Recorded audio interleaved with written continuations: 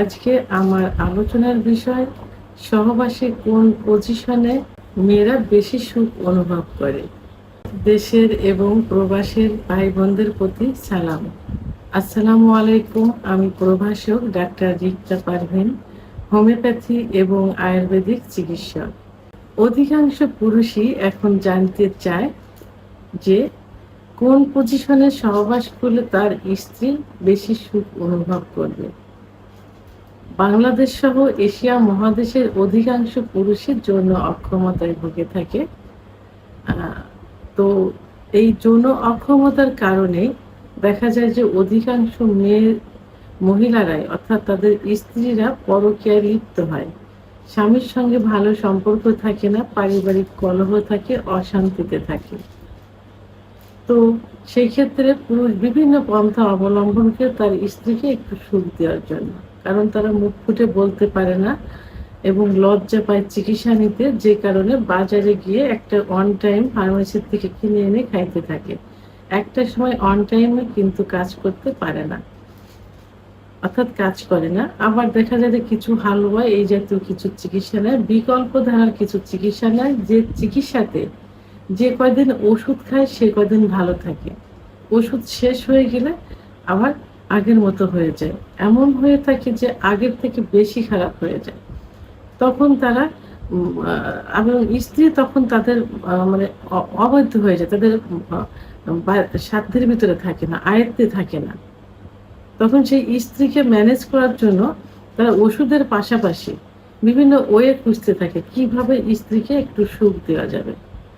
তো এই ওয়েতে, এই সূত্র ধরে তারা জানতে চায় যে কোন পজিশনে সহবাস করে তার স্ত্রী একটু বেশি সুখ পাবে। তো সাধারণত বাঙালি, বিশেষ করে এশিয়া মহাদেশের দম্পতিদের সহবাসের যে পজিশনটা, সেটা হলো স্ত্রী বেডে থাকবেন, স্বামী স্ত্রীর উপর থেকে সহবাস করবেন। এটাই কিন্তু বেশি প্রচলিত।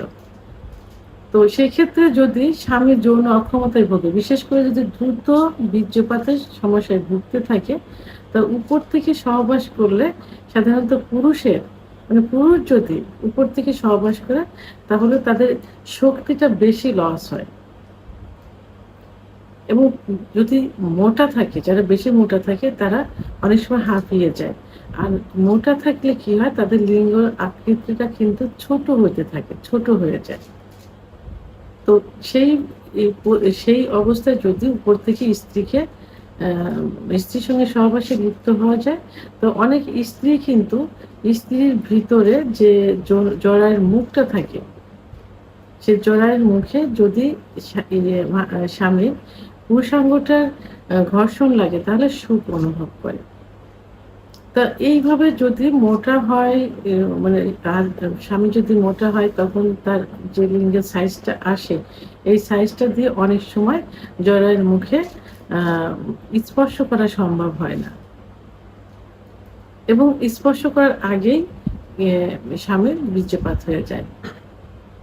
তখন কিন্তু স্ত্রী সুখ অনুভব করে না। সেক্ষেত্রে স্বামীকে কি করতে হবে, একটু টেকনিক অবলম্বন করতে হবে। তো সেখানে নিজে শুতে হবে। যারা মোটা থাকে, যাদের দ্রুত বীর্যপাত হয়ে যায়, যাদের সহবাসে স্ত্রী সুখ পাচ্ছে না, তখন কি করতে হবে, স্বামীকে শুতে হবে, স্ত্রী উপর থেকে যৌন কার্য পরিচালনা করবেন।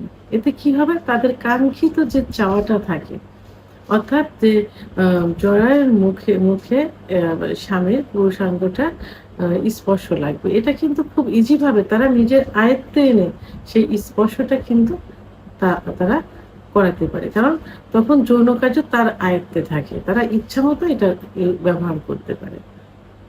এবং এবং তাদের যে জি স্পট জায়গাটা থাকে মহিলাদের, সেই জি স্পট জায়গা, অর্থাৎ যেখানে ঘর্ষণের কারণে বীর্যপাত হয়, সেই জি স্পট জায়গাটা কিন্তু থাকে প্রসাবের যে স্থান থেকে, প্রসাবের স্থানের নিচে।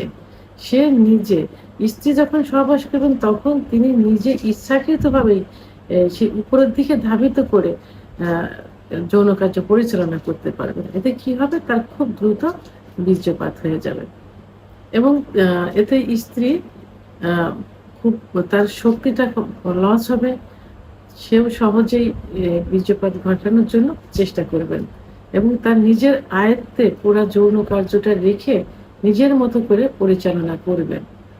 এবং মেয়েদের সেনসিটিভ একটা জায়গা থাকে কিন্তু যখন ফোর প্লে করার কাজে সেটা ব্যবহার করে ব্রেস্ট মানে স্তন। তো যখন উপর থেকে সহবাসে লিপ্ত হবেন তখন স্তনটা তার হাজবেন্ডের দ্বারা খুব সহজেই স্পর্শ করাতে পারবেন। এটাতে তিনি আরো বেশি সুখ অনুভব করতে পারবেন। তো এজন্য মেয়েরা এই পজিশন অর্থাৎ স্বামী নিচেই থাকবেন, তিনি উপর থেকে যৌন কার্য পরিচালনা করবেন নিজের আয়ত্তে রেখে, টোটাল সুখটা তিনি অনুভব করতে পারবেন। আর এই পজিশনটাই তার কাছে সবচেয়ে সুখের মনে হয়। তো ভিডিওটি সম্পর্কে যদি কোনো মতামত থেকে থাকে অবশ্যই কমেন্টসের মাধ্যমে জানাবেন। আর ভিডিওটি ভালো লাগলে লাইক, কমেন্ট, সাবস্ক্রাইব করে আমার সঙ্গে থাকুন। আল্লাহ হাফেজ।